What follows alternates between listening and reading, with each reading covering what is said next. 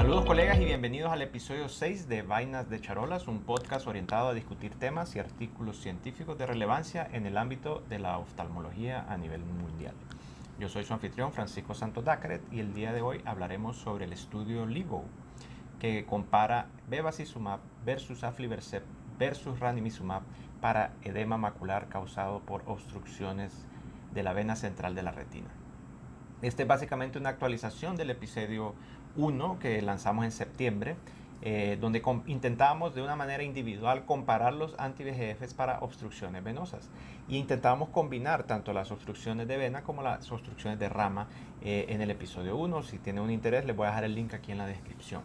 Sin embargo, en el 29 de agosto de este año salió publicado en la revista JAMA Ophthalmology un estudio del doctor Philip Hyking, entre otros, realizado en Inglaterra, donde se realiza efectivamente una comparación entre bevacizumab, aflibercept y ranibizumab para edema macular causado por obstrucción de vena central de la retina. Y es un estudio muy interesante, muy bien hecho, y es lo que vamos a discutir el día de hoy. El estudio se llama, o el grupo de estudio se llama LIVO, y no tengo ningún conflicto de interés, pero para que recordemos este estudio, la L es de Lucentis, la E es de Eylea y la A es de Avastin, y la VO es de Vein Occlusion. Entonces es LIVO, Lucentis, Eylea, Avastin, Vein Occlusion Study.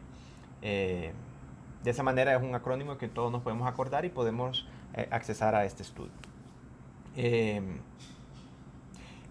Es un estudio que fue hecho a gran escala en Inglaterra, sin embargo solo vio pacientes con obstrucciones venosas centrales. Todavía no tenemos un estudio comparando las tres drogas para obstrucción de rama de vena central de la retina.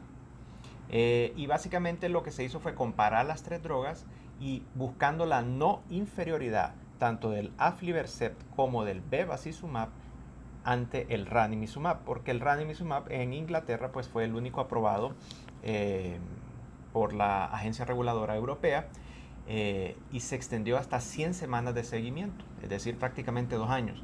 Y el estudio inicial empezó con bevacizumab, que es una droga no registrada todavía aún en el FDA y en el sistema europeo, pero en medio aprobaron el uso de Eylea en Inglaterra, porque fue un estudio que inició en el 2014. Entonces se hizo un post-hoc análisis y se incluyó la Eylea dentro de los grupos.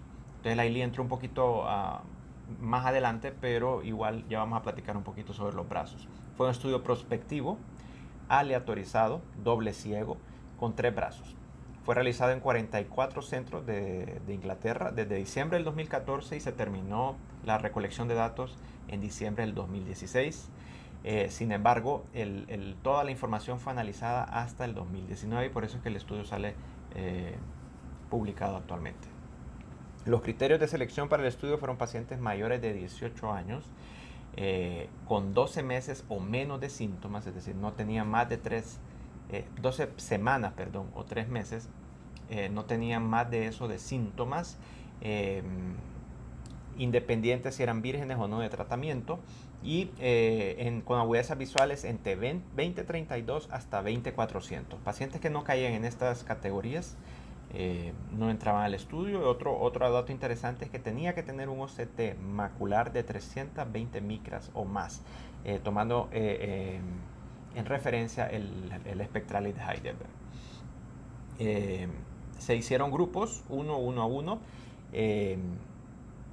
donde 155 participantes se les aplicó ranibizumab, 154 aflibercept y otros 154 bevacizumab. En total fueron 463 pacientes. Se hicieron las dosis de carga como normalmente lo hacemos, 3 dosis de carga durante 3 meses, a las 4, 8 y 12 semanas, y luego se pasó a un esquema pro renata.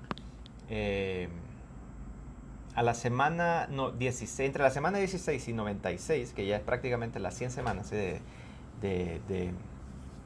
seguimiento, los indicadores para un tratamiento pro-Renata eran si la visión había bajado 5 letras, si el OCT macular en el Spectralis de Heidelberg era mayor a 320 o en otros tipos de OCT mayor a 300 micras.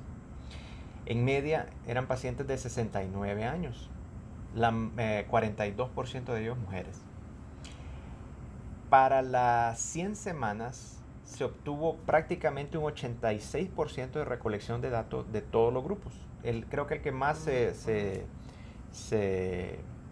consiguió fue en el grupo de la aflibercept, que llegó hasta un 90% de finalización a las 6 semanas.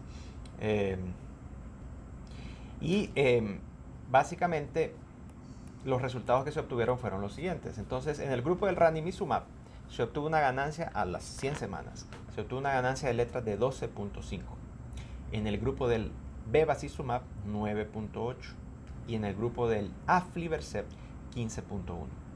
Se hizo una comparación a los 6 meses también, donde el ranimizumab se obtuvo una ganancia de letras promedio en todos los pacientes de 11.4, aflibercept 13.4 y bevacizumab 10.4.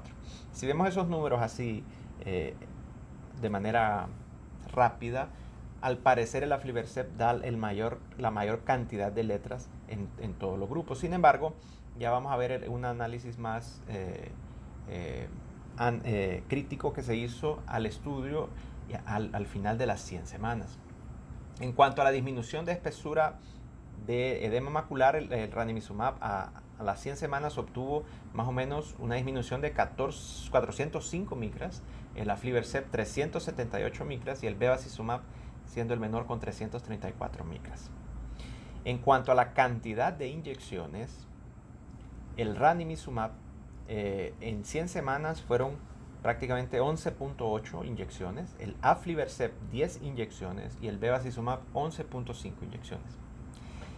En cuanto a los eventos adversos que se tuvieron, 25 ojos o el 5% evolucionaron para obstrucción de vena central isquémica, 13 ojos o el 3% presentaron glaucoma neovascular, 6 ojos o el 1% neovasos retinales y hubo únicamente un ojo con endoftalmitis.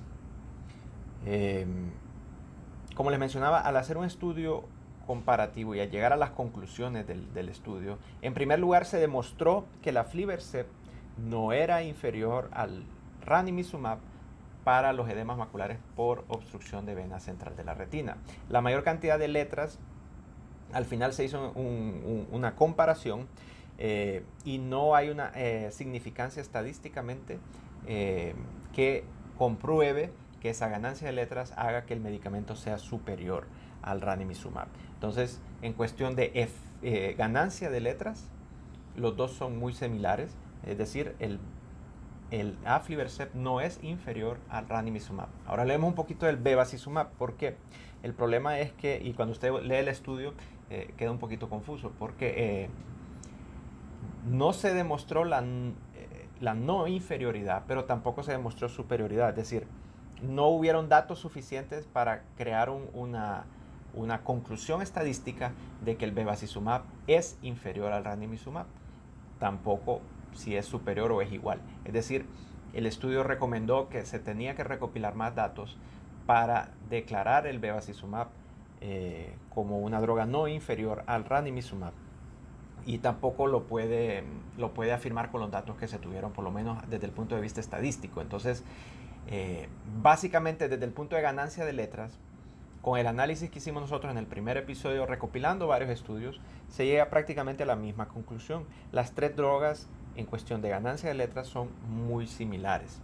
Sin embargo, hay algunas cositas que este estudio sí nos ayudan, y es, en primer lugar, y esto sí fue estadísticamente significativo, el grupo de la aflibercept fue el que obtuvo menos inyecciones a lo largo de las 100 semanas. Y obviamente fueron 2 inyecciones en promedio, no es tampoco algo tan grande. Eso, bueno, ustedes en sus países van a tener que ver costos-beneficios, pero sí, por lo menos eso sí se demostró. Y otra cosa muy interesante, y tal vez el mensaje para casa que siempre me gusta de tener de los estudios científicos, como decir, ok, y yo leí el estudio científico y qué me está trayendo a mi práctica clínica, qué va a traer de beneficio a mis pacientes. La recomendación de los autores es que los seguimientos de pacientes con obstrucciones de vena central de la retina obviamente tiene que ser por agudeza visual, especialmente con letras, OCT, pero no debemos de extenderlo a más de 8 semanas.